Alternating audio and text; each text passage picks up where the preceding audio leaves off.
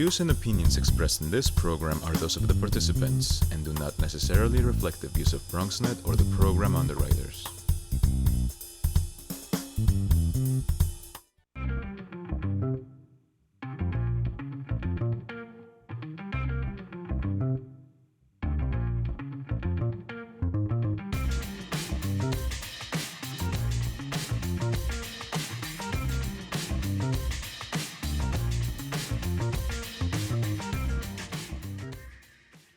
Boy, do we have a special edition of the Bronx Buzz for you this evening. Normally we talk to journalists, but today we're discovering our own story. We have the story of a little Bronx girl who got a gift, a very special gift from a little boy in where? No, not the Bronx, all the way in New Berlin, Wisconsin. And so what we're going to do first, we're going to meet the girl and her mom, and then we're going to tell you why she's so special, and then, of course, why the people in Wisconsin are special. We're going to bring them on the show, too. So it's my pleasure to say hello, good evening to Mimi Avila, 7-year-old Mimi Avila. Hi. Hi. How are you? Good. Good. And you remember we talked about being nice and loud, right? So do you want to wave and say hello to the people of the Bronx? Say hi. Hi, there we go. And Mom Vanessa Avila, thank you for bringing Mimi with us. Tell me why Mimi is so special. Well, Mimi is very special. She has been through so much, and the way she has pushed through and overcame all of her obstacles is an inspiration for all of us. For all of us. So let's just articulate it. Mimi only has one arm, and you can tell us whatever you'd like about why she only has one arm, and then we're going to really tell just an unbelievably wonderful story. Well, she was diagnosed with flesh-eating disease back in November 2017. Right. She actually pulled through, and in order to save her life, doctors had to amputate her left arm. Mm-hmm. And after that, she had to go through a lot of physical therapy, occupational therapy. She had to learn how to walk again. And let me just interject. She climbed up on that chair just fine. She is like every other little girl in the Bronx, right? Yeah. And how do you feel being on TV today? You really look beautiful, and you, I bet you feel great. Do you feel great today? Yeah. And now, tell me about the doll. Now, Mom is holding a doll, and maybe you could hold up that doll as well, if you could grab that. Now, what I will interject, this doll was made by a group called The Doll Like Me, by Amy Jandrasevitz. And what's special about this doll? Do you want to tell us, Mimi? Go ahead. Or maybe, do you want to have Mommy say it? Well, she's special because she looks like you. She looks like you. Hold it up to your face so we can see. That's why. She looks like you. The doll also only has a right arm, just like you do. And how did you feel when you got that doll? Good. And why? What was, because it looked like you, right? Yeah. Okay, so I'm going to tell a little bit of the story then. The doll was, I guess as I understand, a kind of a birthday gift that a young man named Rylan Ernst in New Berlin, Wisconsin, decided to give you that doll, and had it made by A Doll Like Me by Amy Jandrasevitz, paid through donations, and through the magic of television, for the first time they have never. Now, when did she get the doll? Well, she got it for her birthday. Her birthday was June 26th. Okay, and passed. the doll just arrived in the mail. Yes. And you didn't know it was coming, or you did? I knew about it, but I didn't tell her anything about it. So they actually sent it to her school, and she opened it. I was there to witness her open the box. And what did you want to say? I was going to say it was before my birthday. It was just a little before your Yeah, birthday, I got before your my 7th this birthday. doll. Well, but they've never spoken before. Rylan, who got the doll made for Mimi, is now, through the magic of television, through the magic of Skype, is going to join us right now from New Berlin, Wisconsin. So can we get Rylan on Skype there and say hello to Rylan? Do we have him here? There he is. Hi, Rylan. Hi, Rylan. Say hi, Mimi. Hi. And Rylan is sitting with his mom, Donna Ernst. Rylan, tell me a little bit, Rylan. You're 9 years old, right? Okay. And tell me a little bit about why you had the doll made and what made you think of getting it for Mimi, who's 1,500 miles away in the borough of the Bronx. So my birthday, I wanted to raise money for people that didn't have what? That didn't have dolls. That didn't have just like them. So for my birthday, I tried to raise $99 because I was 29, and it ends out that I raised over $700. So then Amy chose people to give a doll to, and Mimi was one of them. Right. So Amy knew about Mimi and then did it. How did it make you feel to give that doll to Mimi? It felt good because I was giving dolls to people that didn't have dolls in the store, just like. Well, I think that's wonderful. Now, Mimi, do you have something you want to say to Rylan and maybe even thank him for getting you the doll? Thank you. Say it nice, and remember we talked about talking loud. Thank you. Thank you. Rylan, and maybe Donna, you could fill in some of the blanks a little bit. I know that a doll like me is very special to you. Talk to me about how Rylan came and raised the funding and got this all together. Yeah, it was really a wonderful thing. Everything just seemed to click. For his birthday, we talked about, how we're blessed in our lives, and we are very thankful for everything we have, and birthdays are a big deal. And we thought that it'd be a great idea to ask people that were coming to his birthday party to bring pockets change. And we were wondering, what charity can we donate to? We've donated to a lot of charities around here. And just by social media and Facebook, I noticed there was a local woman who did these dolls, and I thought it was amazing. And it turned out that Rylan is actually teammates with Amy's son Samuel. So one thing led to another, and then wow.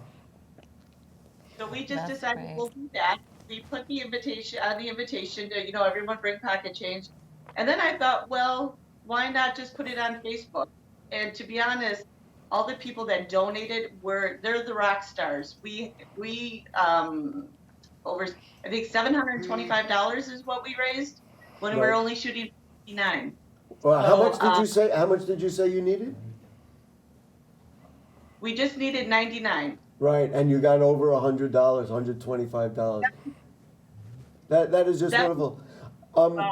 Vanessa, I want to give you a chance to just say what this means and why this is so important to Mimi and what this means. Literally, people reaching across America to do something beautiful. I mean, what you guys did was like amazing, and this doll is very special to us because she doesn't really have. They don't make dolls that that look like her.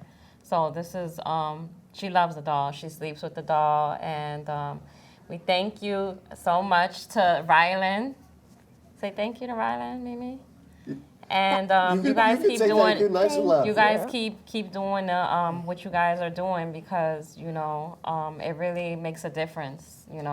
I think it's amazing, and it makes us so happy, especially me, because like coming from somebody that you don't even know, and for her to just makes me feel like people are really out there that care. Right. And after everything she's been through. So, wow. Yeah, it makes her feel special. I think it makes us all feel special. And, Yeah. And Donna, I want to ask you, and then Rylan, you can weigh in. I guess you've never been to the borough of the Bronx, have you? No, we were kind of hoping we could get flown out to meet you guys personally, but I guess. We could do that one day. But to me, there's so many exciting things about it. But to me, what's really exciting is about how, and Vanessa just suggested it, people across America have a lot in common and they can work together. And I'm sure New Berlin, Wisconsin is nothing like the borough of the Bronx, but here we are. We have two families who have a really beautiful connection.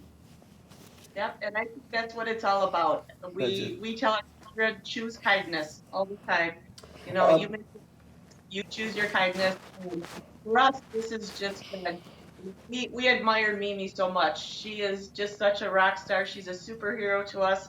Vanessa, I got nothing but mom love for you.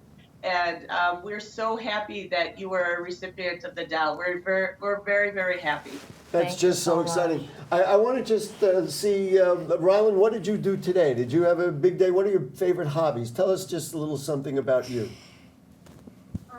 I love to play soccer. Soccer. He's a soccer player. Mimi likes to play basketball. And Mimi likes to play basketball. Well, you know what?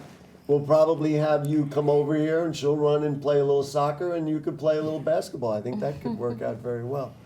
Rylan and Donna, thank you so much. And I don't know, Mimi, do you want to say another thank you? Or do you want to give them a wave or throw them a kiss?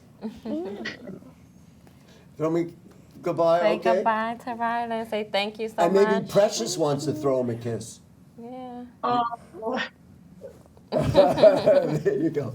And Bye, Vanessa, guys. you want to say last words, and then Donna will let you say a couple last words also. Thank you guys for everything, and it was a pleasure finally getting to see you guys and speak with you guys. Good. We're going to send, it would be nice to get Mimi and Vanessa on a little trip. We'll get them out to Wisconsin, and then we'll bring you guys over here, and we'll be one big happy family. Thank you so much again. And you know what? Before we all go, I've got something. Now, I could not find a doll that looked like Mimi because that had already been done. But I found a stuffed animal that looked very much like my producer, Stephen Powell, who put this together. So I bought, we got a little, another little gift for Mimi so she could have a little tiger that would protect her at night and protect her in Precious. There you go. All right. So Rylan and Donna, thank you so much. We'll see you soon. Bye. And, bye. All right. And Mimi and Vanessa, thank you for just being Thank great. you. And good luck, Mimi. You're going to do great. Bigger and bigger and better things because you're just so wonderful. Thank you so much. That's it. We're going to take a break. We'll be back with more of our regular program on the Bronx Buzz right after this. Everybody wave. Sure, I look cute now, but when my owner lost his job, it was rough. I was living on the street, and one night, me and this Cocker Spaniel got into it so bad, I wound up looking like an ice cream cone. I cried a little bit, but thankfully I got rescued, so I'm running, I'm jumping, all back to my old self, and I'm ready to give unconditional love, even if you put a lampshade on my head.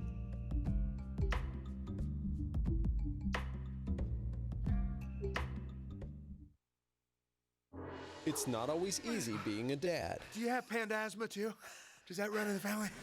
This is the home of the most priceless kung fu artifacts. But when you make an effort, Dad, we're not supposed to touch anything. Oh, sorry. Go along, son. it's always worth it. Whoa, master! The smallest moments can have the biggest impact on a child's life. Take time to be a dad today. I am gonna get you. I'm gonna get you. Call 877-4DAD-411 or visit fatherhood.gov to learn more. You know what, guys?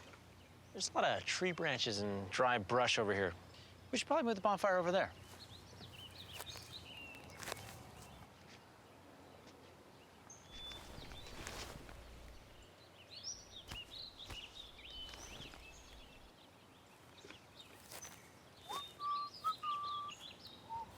I'm guessing Smokey liked that idea.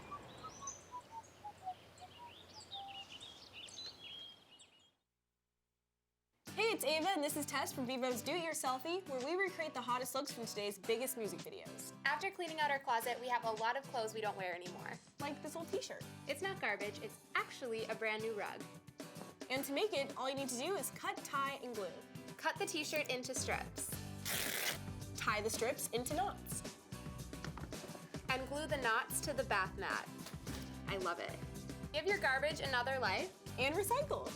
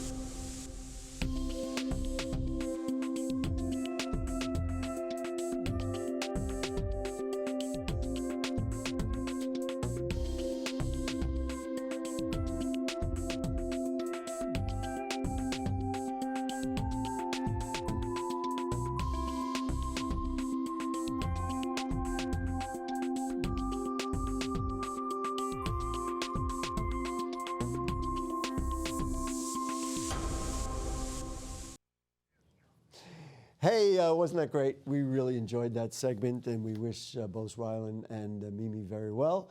But right now we're changing gears, going back to what we normally do on the Bronx Buzz, and we're going to talk to a Bronx filmmaker, and it is my pleasure to say hello to Walter Krochmal, who's over there, I guess, in Morris Park. How are you, Walter?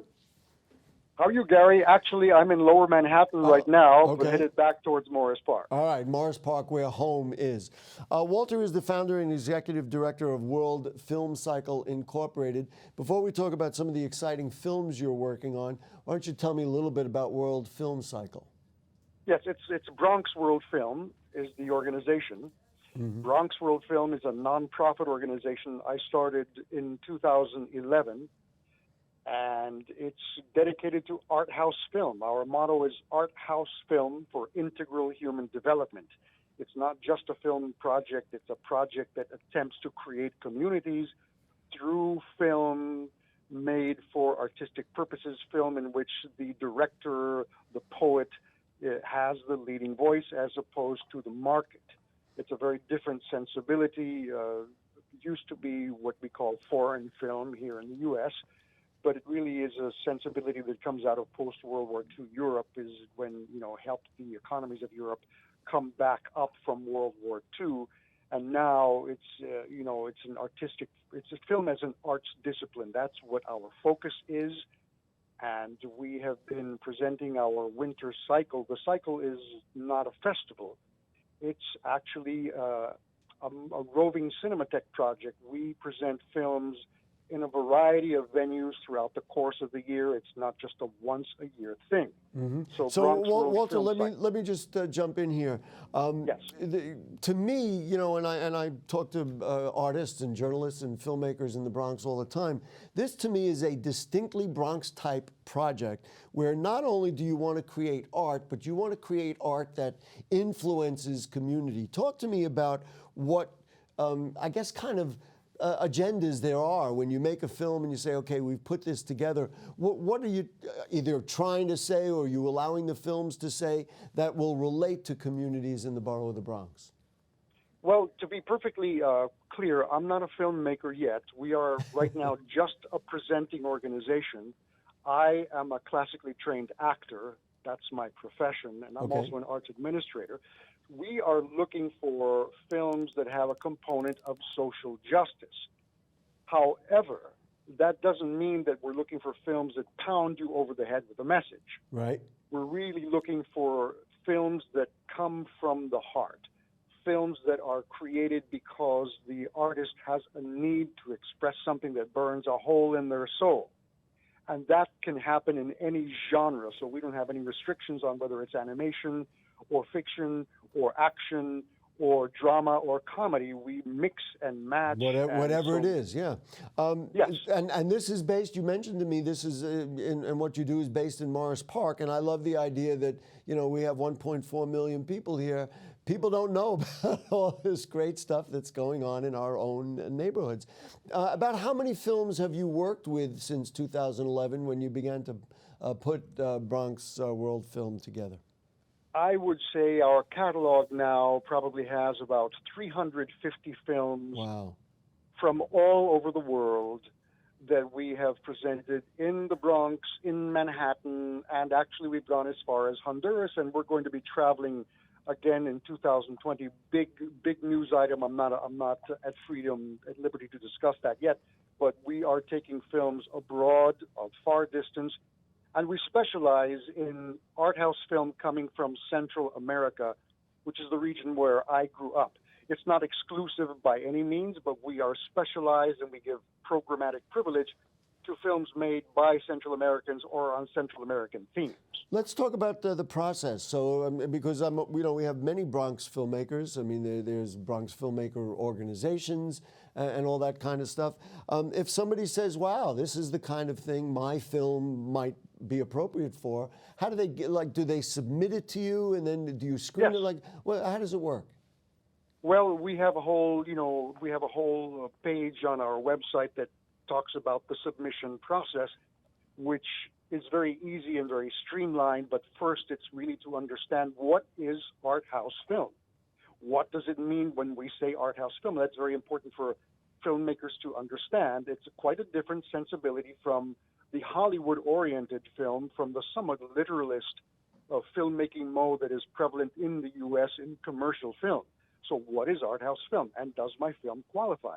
If your film qualifies, after if you don't know what art house film is, you can read the submissions page, and if you determine, okay, this sounds like my film fits, let me submit. Send an email with a link, and we look at the film, and we gauge it by these art house standards, and if it fits, then it's very simple. Exactly. I would love for you to define, at least briefly here, your terms, specifically, what is an art house film?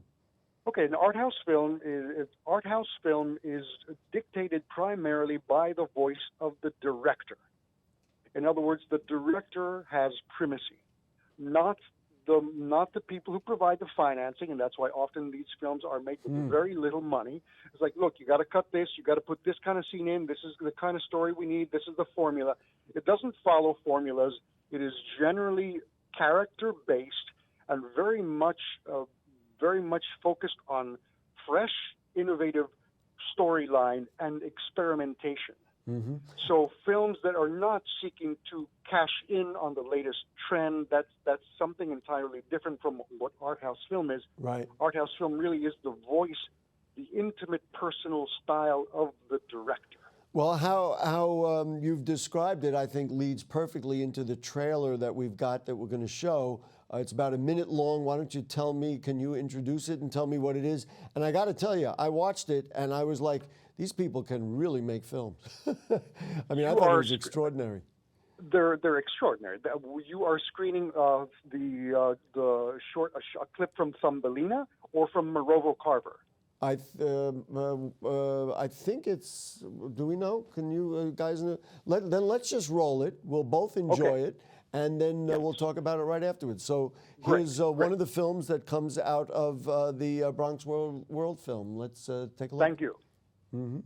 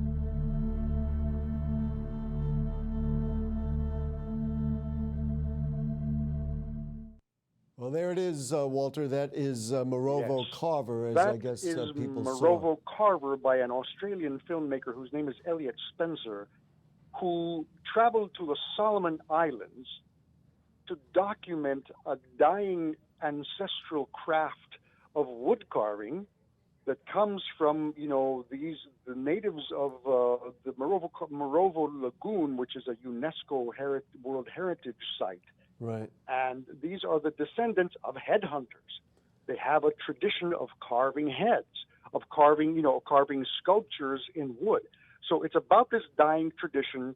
It's about one of the last men practicing this particular craft. And he talks about his lifestyle and the whole lifestyle that is actually disappearing on these remote islands. Wow. Elliot Spencer learned their language. He speaks their language. He also speaks Mandarin Chinese. Very brilliant young man. I don't want to run out of time because I want to make sure that we promote what's coming up. I will just tell you, you could see it was just incredible filmmaking. And so this is like a full documentary, an hour, 20 minutes? It's a short documentary. For the summer cycle, everything is short films. Great. And documentaries, I look for a documentary that transcends the genre, that has a poetic dimension to it. Clearly, you could see that evidenced in what we just saw. Talk to me about what's coming up. Now, there was something in City Island, or there's something coming up in City Island. Lay it out there. We want people to see this stuff. We just screened on City Island this past Sunday. However, what's coming up is next Wednesday, we are coming to Lehman College campus, just north of the old gym building. Right. We're going to be screening a series of short films. It's about a 2-hour program. It's not going to be boring. So we're bringing it for the first time to Lehman College next Wednesday, the 21st. At what time? At 8 o'clock. 8 o'clock. Sundown, because it's going to be outdoors. And you'll be outdoors like in the little quad that's in, because when you say north of the gym building, that would suggest it's in the quad right in the center of the campus. That's correct. That's right. I believe it's just north of the baseball diamond. Great. Listen, Walter, I am just thrilled to give you the opportunity to talk about this on BronxNet and the Bronx Buzz, because this is exactly what we're here for. Creativity in the Bronx, people putting stuff together, people exposing Bronx people to a wider vision of the world and raising all of our horizons. So number one, I'm going to thank you for joining us. Number two, I'm going to tell you, we want you to make this a regular stop. You got stuff you want to show, you got stuff you want to promote, make sure that we are included. I know that BronxNet and here on the Bronx Buzz, we're going to want to keep doing that. You are firmly on my radar. You will always get my press kits, and I appreciate the support that BronxNet has always shown this project. Great. And I urge all Bronxites, come out, see these films. Next Friday, we're at Crotona Park Amphitheater. Check out our website, bronxworldfilm.org, and let's work together. Let's work together for Bronxites. Make this borough better. That's what we're trying to do. Walter Krochmal, thank you so much for joining us. Thank you so much, Gary. Thank you. That's good. All right, so there we go. Ladies and gentlemen, what an exciting show. We had great films. We had that great first segment. And we will see you Monday night for Bronx Talk. Good night.